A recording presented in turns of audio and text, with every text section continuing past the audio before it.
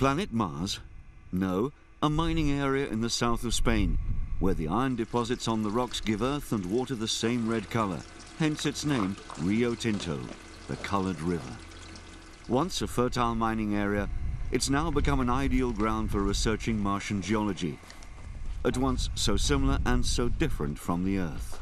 Millions of years ago, Mars and the Earth probably shared the same primitive environments. So if life existed on Earth, one can admit the hypothesis that it could also have developed on Mars.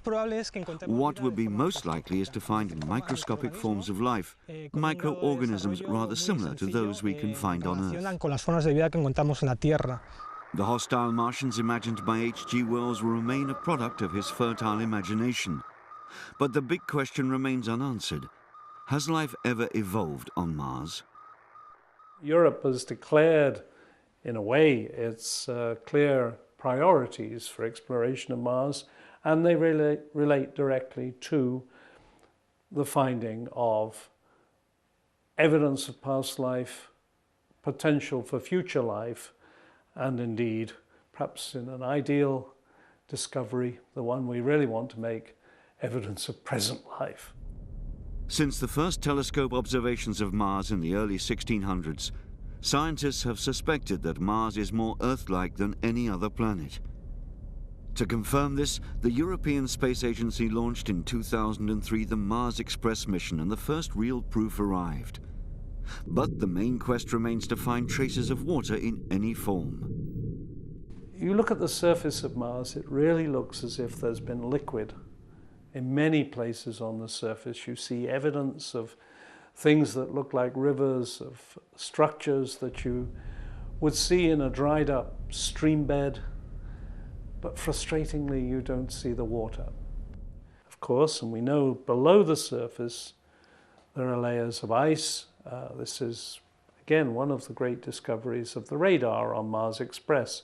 We Europeans have been rather obsessed with getting below the surface, and even Mars Express got below the surface by sending signals down below the surface and seeing reflections from ice.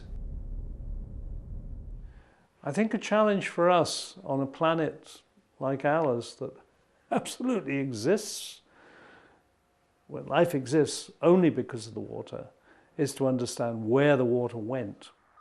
If we can determine why Martian water disappeared in the past, we may learn more about whether a similar fate one day awaits the oceans of Earth.